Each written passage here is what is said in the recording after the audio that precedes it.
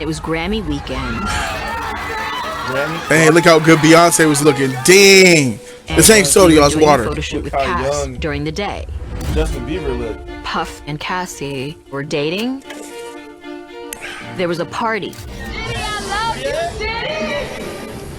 And she was staying at the Beverly Hills Hotel. The Beverly Hills Hotel is like a 1-bedroom suite. The Beverly Hills Hotel. It's freaky. Fall asleep on the couch because I don't go out. And he storms in. Where the is she? Cassie's pretty. I hate that she shaved her head. I like wake up all of a sudden Hey, like a keep it a buck. Cassie started that trend. When she shaved side of her head off, all the other women did it too. And I think it looks good. It looked good. It looks like, what the?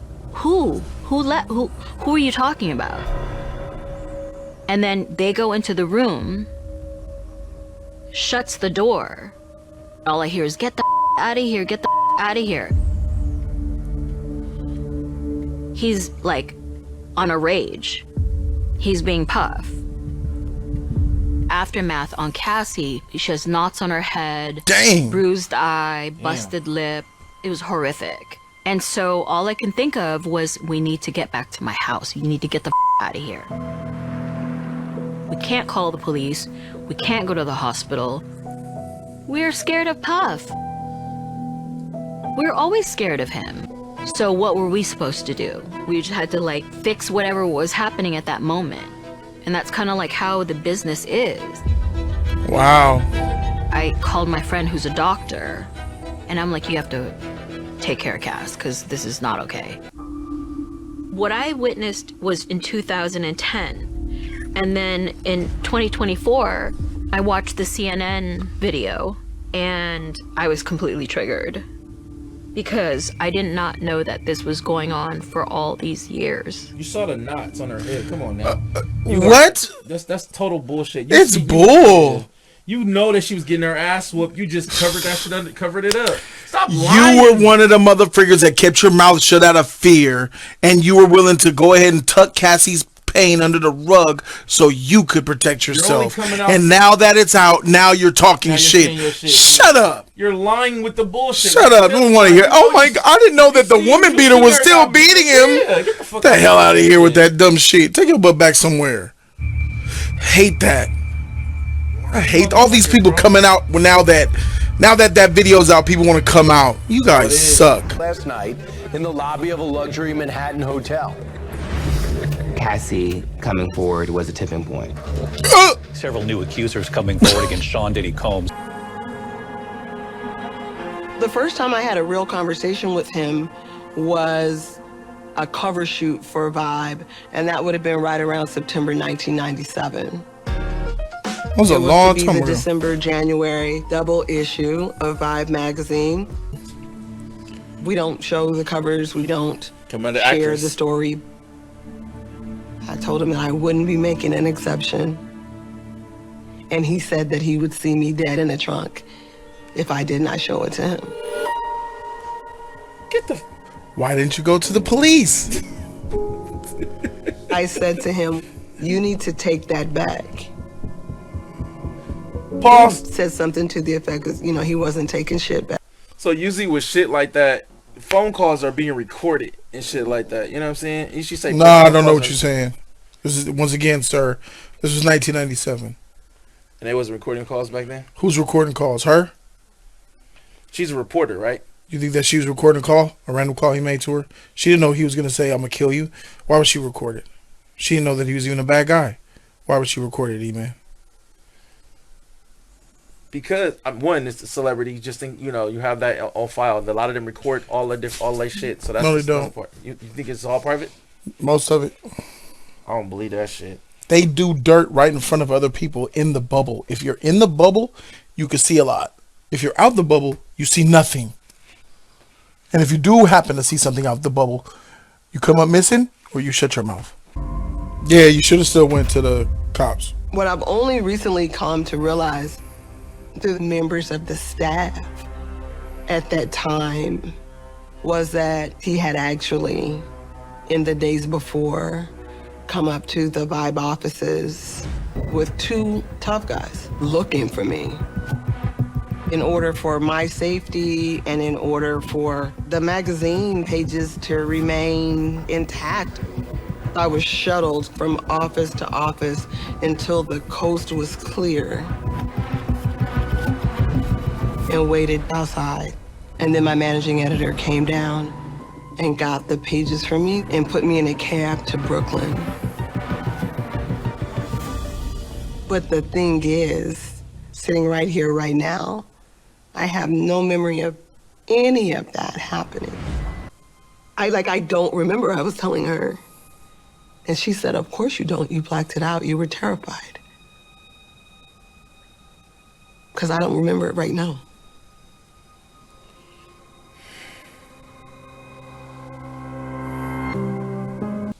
You buy that? No. You get so scared you don't remember? In my opinion, when you're so scared, you remember everything. I still remember vividly getting shot at when I was 8 years old. I remember everything. And I was traumatized and I was froze. I was stuck. My stepdad had to football tackle me down because the motherfucking bullets was... I can still remember the sound of the bullets going past me, nigga.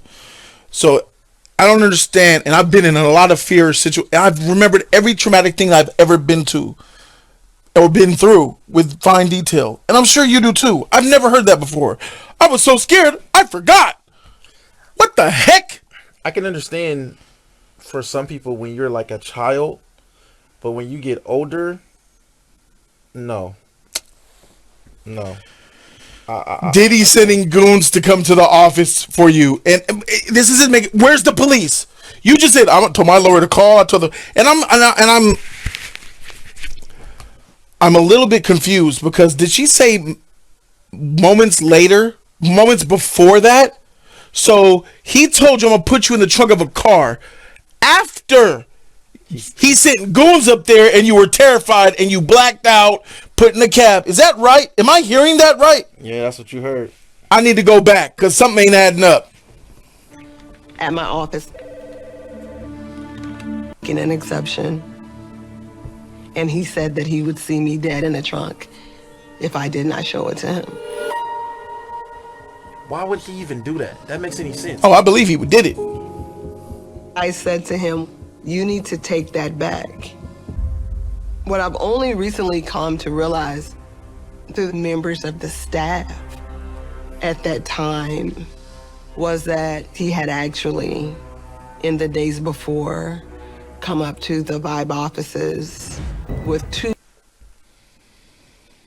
I've only realized recently, like 20 years later, by what other people told me, is that he's come to the office, he did all this stuff, and get her out of here, bro. I'm wiping away everything she just said, bro. You got me twisted. She just said on camera to us that now that you think about it, now that all this cancel Diddy has happened, the staff have told me recently that, yeah, you don't remember that time, girl, where he did this and did all that and shit? Where was your... So that terrified you more than Diddy saying, I'm going to put you in the trunk of a car. Because you instantly went to the lawyer, you went to... It's bullshit. Complete bullshit. First impression of meeting him, this kid is different. He was a young boy dressed like an older man, tailor-made. And I didn't know kids this small could really be this fly. So when he stepped out outside, other kids looked at him like, what's that? He got everything we don't have. And people don't like that. So now he's a product of bullying. He had a presence of somebody you could just roll over. And that's what people tried to do. Simple as that. My mother was, I guess, raising me for the real world. She was always told me if somebody hit me, make sure I hit them back harder. Make sure they never hit me again. Make sure I them up. Moms made sure, listen, awesome don't come parenting. here talking about you got beat up. Don't come here talking about somebody took something from you. I don't want to hear none of that. Go get it back. You can't come in my house until it's right. Terrible. So terrible parenting. parenting. Man up. Good job. Make more than you. You created a demon, Mom. Successful than you, so I could call the shot. Good job. Starts from adolescence, bro. Single black mother raised them to be a demon. Hip hop. How many of our black kids grew up this way, though? Lots. Don't be no bitch, nigga. You better go out there and get yours. Hit him back, hit him harder, take his shit. Don't come back to this house until you go and get it back. What type of... Where's the mother in that? Anybody can make a baby. It takes a lot to be a parent. How many growing up in LA in poverty like we did? How many mamas was like that we see? Most of them. I can't even count on my hand on my toes. Exactly, that, bro. That are like that. And then you wonder why we got these problems. It all starts from there, bro. I can't even count on my hand and toes like that. Do we think Diddy's trash? But do we think that Diddy would have been Diddy if his mom and father were married together and they both raised him the right way? Probably so. Oh, fuck. Mary J. Blige, who had been Mary at J. Uptown and had not been catching on. This guy's trash. He knew about the abuse for years and only spoke on it once the allegations came out and the videotape came out and the canceling was already happening. You, sir, Torre, are a beta male punk bitch who are only talking about it to cash in on the pain of the women that Diddy put upon them. You, sir, are garbage. They did not know what to do with nothing her. you got to say. Here comes Puff, and he's putting all these... He said he sent his nephew or cousin to intern for Diddy. Yeah, I remember that. And told that story. Man, watch out. All these motherfuckers up on this documentary. Fake. Complicated it was to put this jam together. Really, it was no problem because all my black brothers and sisters came together. You start to see the rise of Puff in the sort of hip-hop world, and he's also doing party promotion. Sean said, shoot, I'm gonna have a celebrity basketball game with all the famous people playing. I'm gonna go convince Heavy D to be my partner in it, and we're gonna do it at City College. Day of City College comes, I'm a part of Sean's staff. One thing Sean knew how to do was promote. And the build up to City College was so phenomenal, it was almost like God's coming to town. The gym filled up in like a blink of an eye.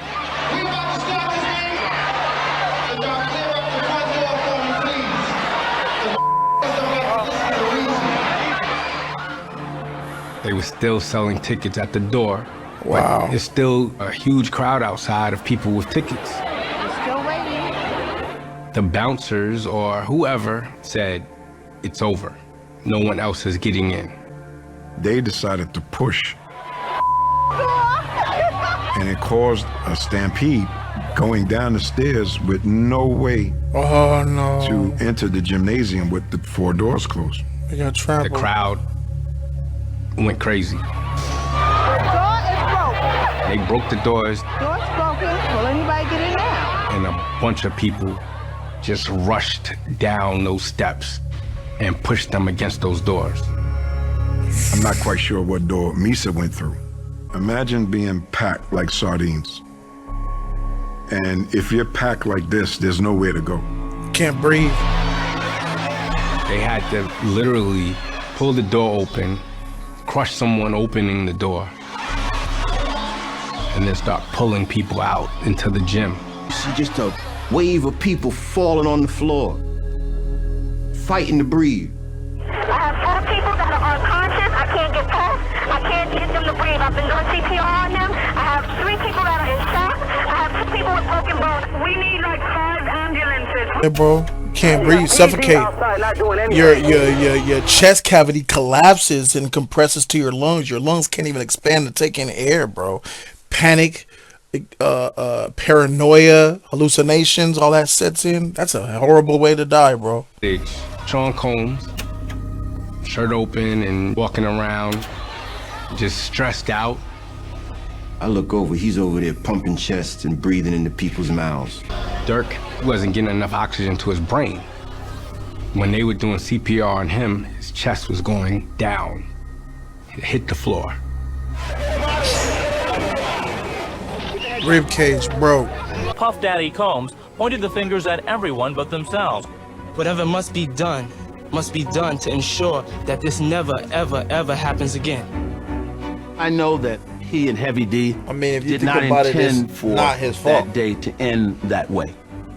It's his fault because you have hundreds of people outside with tickets, and you're selling tickets at the door. That's greedy. He didn't know how many people were going to be there. So what he did was he sold tickets to anybody who said they want one, without even factoring in how many seats were available. If you only got 3,000 seats, you don't sell more than 3,020 tickets, because at least people could stand around. You don't do that. This motherfucker probably sold 5,000 tickets for 3,000 seats. That's ridiculous. It's his fault. Absolutely. Greed. About him. He asked one time, when is this ever going to be behind me? And I said, the more good you do, this will get further and further down on the list of questions that you're asked. Diddy was able to put it behind him because he was good at creating stars and making hits. When you become a millionaire at 19, you probably go crazy, act a little obnoxious. It was such a disappointment to me because I got fired by the first person that believed in me. And then I remember somebody saying, Puff is having a meeting with Clive Davis about starting a label. It was said in a way of like, that is so ridiculous. He's like the white godfather of black music for the last 50 years. Sick man. He sees an opportunity to bring Sean Combs' energy and gives him his own signature label, Bad Boy. It was incredibly significant for a young black man to have his own label. You know, when he went up there to get that deal, Clive Davis bent him over a table and took that booty. That's what I believe, and that's where all the homosexual stuff come from, bro. Clive Davis got his hands on Diddy and turned him out. I escaped that situation. Edited. What we see is this massive overreaction I felt and bad for him. tendency towards brutal You can actually see violence. his pain though. Yeah, you can see it. It's real, bro. You can see like he not bullshit. He was just wearing a shirt, dog. Yeah. Like all what's up, bitch? Hey man, I don't want no problems with you, man. Nah, you a bitch. Oh my god, I believe that story 100%. I can see that. I truly believe monsters are not born; they're made. Yep. Shout out to the mama. Shout out to the mama. So, you know, what I take from this is that there's a lot of people who are very incentivized to speak this truth and hold on to their truth for 2 decades or more. And I don't believe half of them, because you already know that their motivations come from money. Some of their stories ain't adding up, especially that first woman talk about people told me my memories and now I'm running. That shit is crazy. Any of y'all see that and believe her? This is exactly why the hive mind virus exists. Because he said the hive mind we virus. dumb. Because we dumb as a people if you believe her. Yeah, it's a lion. That's crazy. It was a lion. There was a lot of lying motherfuckers in this shit, though, bro. And I'm watching it. You can see the ones who are sincere, and you can see the ones who are with the bullshit. I agree with you about the reporter bitch who said that shit or whatever. That bitch was lying like a motherfucker, bro. Because you a grown ass woman, and you tell me I know people can go through certain shit. And you telling me you forgot already right then and there in the moments. And the only way you remember is because your coworkers told my you what staff happened. Told me. Yeah, you know what, girl? You don't remember what happened? Yeah, of course. So they put that in your really? head. That happened? Yeah, you don't remember? Of course you don't remember. You were so scared. Not only did they tell this hoe what happened to her that she don't remember, but they told her why she don't remember, because they knew she was scared. They knew how she was feeling. Get the fuck out of here. It's fucked up what happened to the people. The victims. We live in a society. This is insane. It's fucked up what happened to the victims who died, though. I never known that story. I didn't know that either, man. Dang. That's fucking wild, you know, to that whole situation. That's so sad. And then his lady died like that. Now the bitches who or whatever talked about at the college. Oh yeah, we told her to stop. We told her to stop. Shut the fuck up. You wouldn't do shit. I gotta be honest though, bro. If you die at a nightclub or these type of events, it's halfway your fault. You should. That's why I don't frequent. When you go to places where a lot of people go to dance and drink and have sex and do drugs, you're asking for trouble. That ain't good living. I understand some people want to dance, have a good time.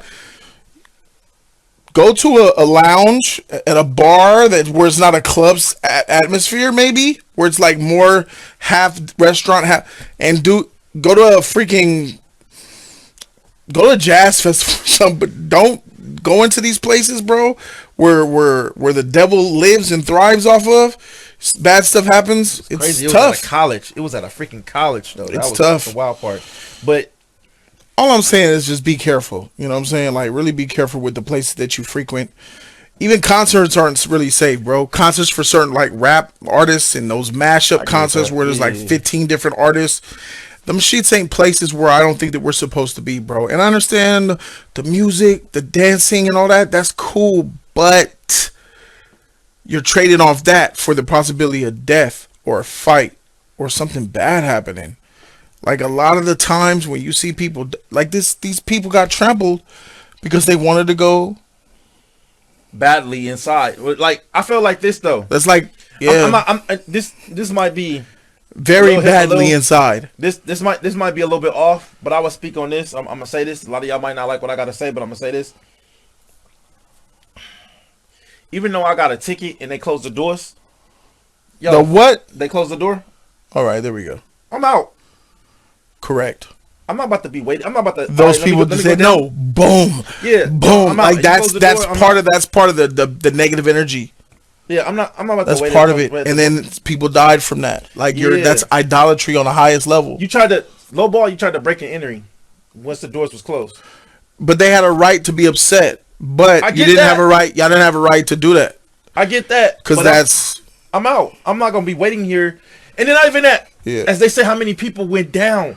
If I'm in line and I see all these people around and shit, and you see somebody, oh, the doors is broke, let's go in. Knowing that this whole situation, knowing that how this society get down, I'm not about to go. I'm out. Sad as it is, they died because of themselves almost. Yeah, they have to take part of the responsibility. Why were you in there by the door to get trampled? Because you were one of the first ones that broke in. Or followed behind. They said that the girl was like right behind. No, them people that died were the first ones at the door. The doors were, there was the doors to break in that they broke in. Then you come down the stairs, and then those doors were shut still. So they were dying. So they were the first ones that broke in. Were the ones who died. Got you. Bet. You know what I'm saying? Bet. So it's like it's sad. It's just sad. But I would say this for y'all: if you somewhere. Are you somewhere and you see your friends like, yo, we can just go to the back door and it's a whole bunch of people? Leave. Nah, bro. Like, leave. I'm going home, bro. Yeah, well, all right. I'm going. It ain't worth it. It's not worth it. It's not worth it. You know bro. You ever go out to events like you're at a carnival or you're at a freaking movie theater, or you're at a freaking bar, and then clubs let out, and it's just always bro. Every single time I go to the club, it's a fight.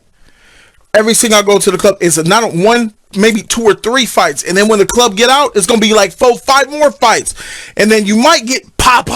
It's just crazy. That's not a place where we should be. I know I sound like a weirdo, but trust me, bro. I know what I'm talking about. This is not where we're not supposed to be. You know, the stigma of too many niggas is going to be some violence. Yeah, but it's because of what happens. It's what type of people are going to clubs. What quality of people are the ones going to clubs out there every week, every time there's a concert? What type of person is that? That's a degenerate.